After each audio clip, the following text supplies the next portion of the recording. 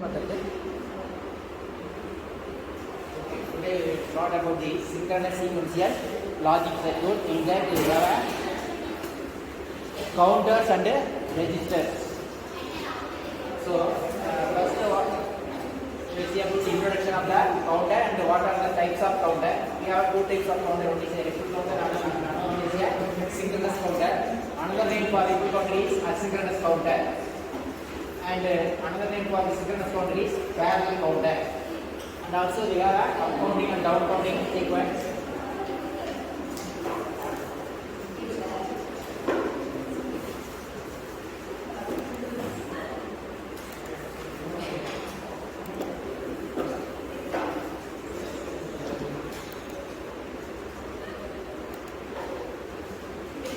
The next topic is a register.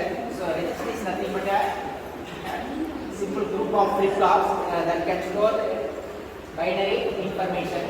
So suppose the register contains n flip-flops that stores n number of bits.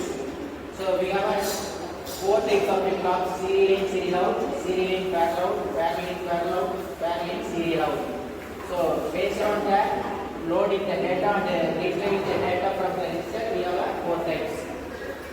And also we have a universal shift register that contains all the facilities. For example, serial in, serial out, parallel in, parallel out, serial in, parallel out, and shift left, shift right, all operations in a universal shift register.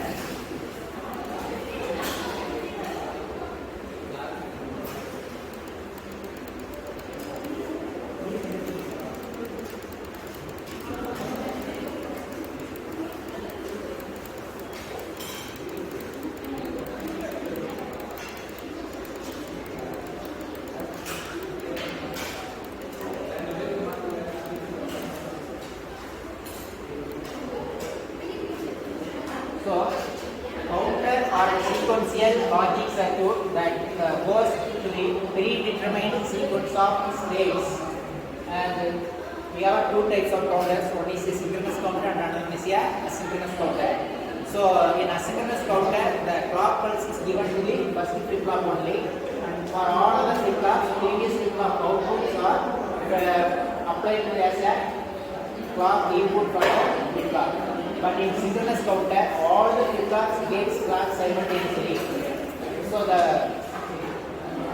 one of the advantages of synchronous counter is propagation delay time is very low when compared to the ripple counter. But the ripple counter has some propagation delay time is high.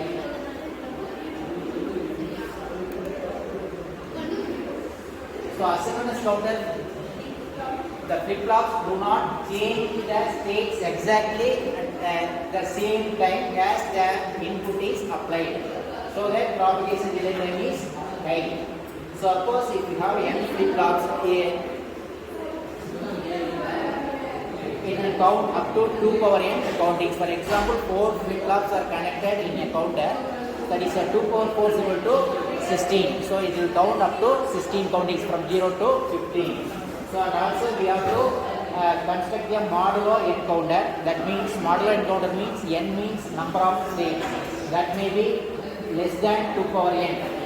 For example, modulo 4 means it will count 4 countings from 0 to 3. If modulo 10 means it will count up to 10 countings, that is 0 to 9.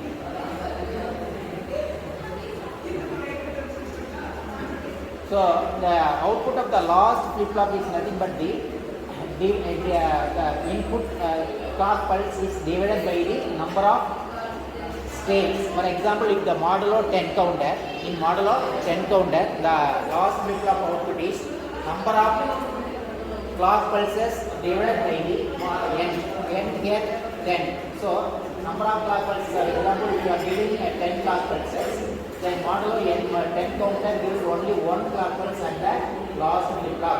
So it is called as the frequency divider. Example, asynchronous ripple counter, that is a 2-bit counter. We have 2 JK flip-flops.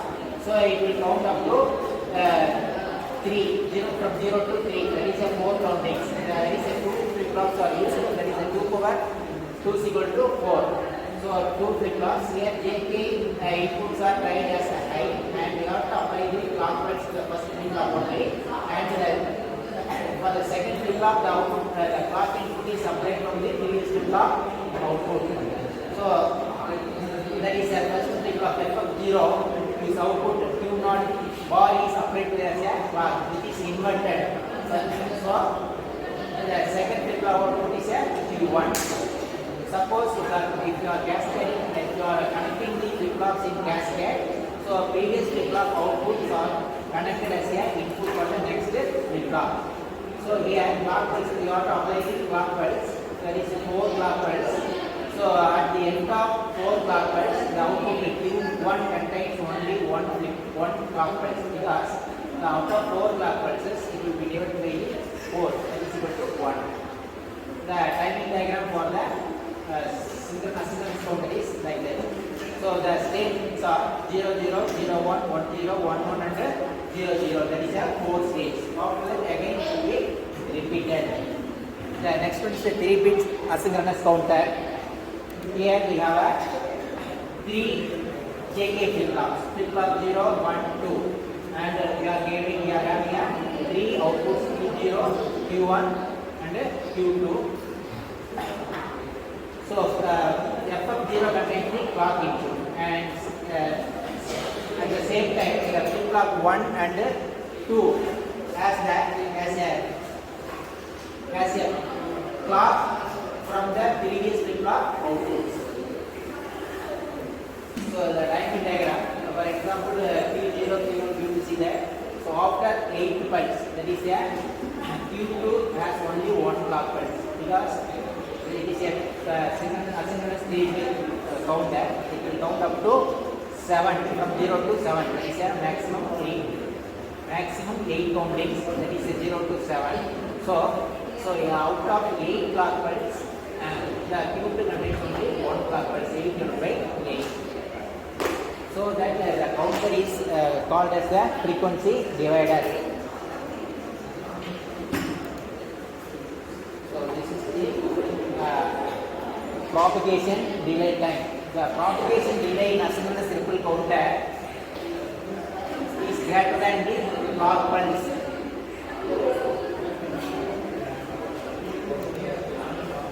This is the 4-bit ripple binary counter. We have 4 flip flops. So 2 power 4 is equal to 16. So that it will count from 0 to 15. So out of the 16 clock pulse, the Q3 output, that is the logic flip-flop output, will be only 1 clock pulse. So that corresponding output from the Q0, Q1, Q2, Q3 is the timing diagram.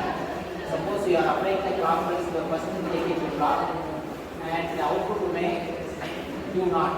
The Q0 is connected to the second flip-flop clock. Then Q1 is connected to the third flip-flop clock. Then Q3 is connected to the fourth flip-flop clock. So that due to the previous flip-flop output is applied as a clock to the next flip-flop, the propagation delay that is increased.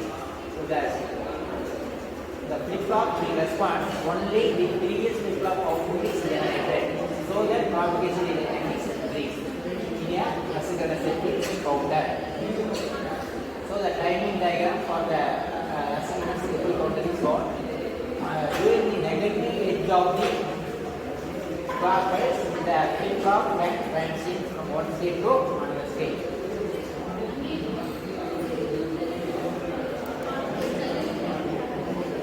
So we can skip some countings from the counters. For example, if you are using 4-bit counter, it will count from 0 to 15, that is totally 16 countings. We can still skip some countings also, that is called as the modulo counter.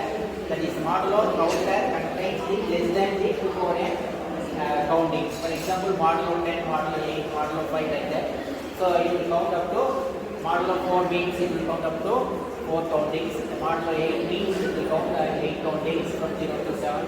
Modulo 12 means it will count from 0 to 11 and 8. So the states may be skipped resulting in a truncated sequence. So here we have a 3-bit counter. That is a 3-bit clock are used. So it will count up to maximum of 7. That is 0 to 7, 8 countings. So So by using one NAND gate, we can skip the counting also. So it is called this circuit called as the modulo 6 counter. Modulo 6 counter means it will count 6 states from 0 to 518. So by connecting the outputs B and C, we can skip the count 6 and 7. So totally we can get only 6 counting from 0 to 5. How it will be possible? See that the same thing. Suppose the counting sequence goes on 0 0 0 0 0 1 0 1 0 0 1 1 1 0 0 1 0 1 and 1 1 0. So during the sixth pulse, that is 1 1 0, the outputs B and C are 1 1. So the outputs B and C are applied to the NAND gate, whose output may be 0. If the NAND gate output is 0, all 3 flip-flops are cleared. Flip-flop A, B, C, 3 flip-flops are cleared. So the outputs A, B, C are as 0. So after the count 1 0 1, the all flip-flops are cleared. So the count is from 0 to 518, only 6 counting. So it is called as the modulo 6 counter. So on the output of the third flip-flop, that is the C output, only we can get only one clock pulse out of 6 clock pulses. See at the end of the sixth clock pulse, we can get the output C.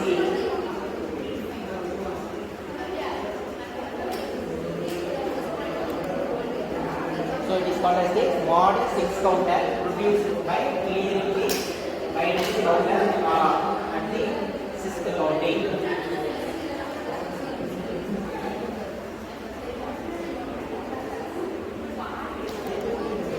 So this is the timing state diagram for the mod 6 counter. That is the starting state is 0 0 0, then 0 0 1, 0 1 0, 0 1 1, 1 0 0, 1 0 1, and then again it is repeat from 0 0 0.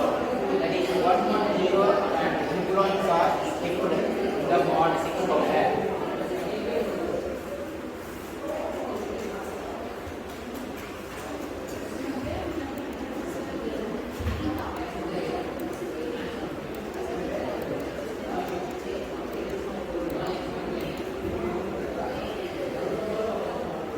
So we can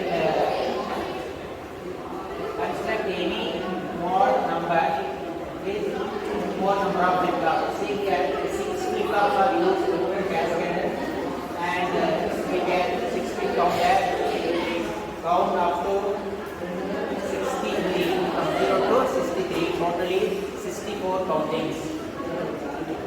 So we can modify this 6-bit counter as modulo 10 counter by connecting the outputs C, E, F to the NAND gate. Whatever you want to modify the modulo number, according to that you have to connect the output C, E, F to the NAND gate. Then during that you connect the NAND gate output 0 and all will be cleared. Then the count will start from the 0 0 0 0 onwards.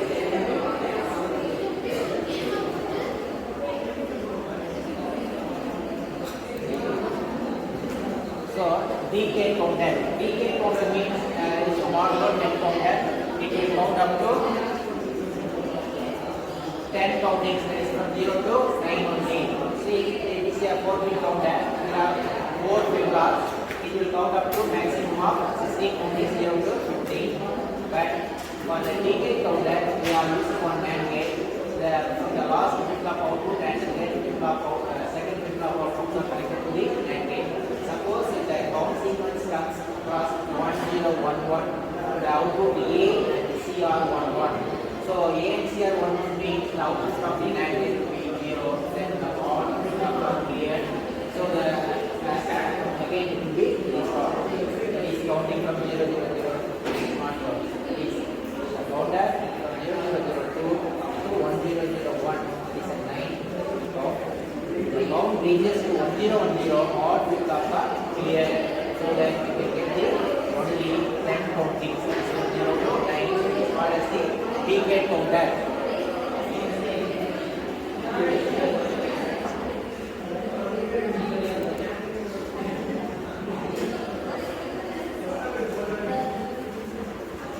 CD at the 10th pulse, all flip-flop will be cleared.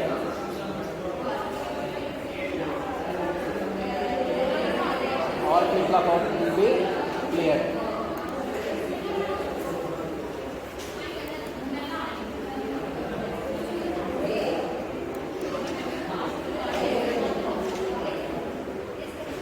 So far we are having the counting, and we can have a down counting also. That is the counting sequence with downward direction. For example, upward 0 0 0 0 0 1 0 1 0 0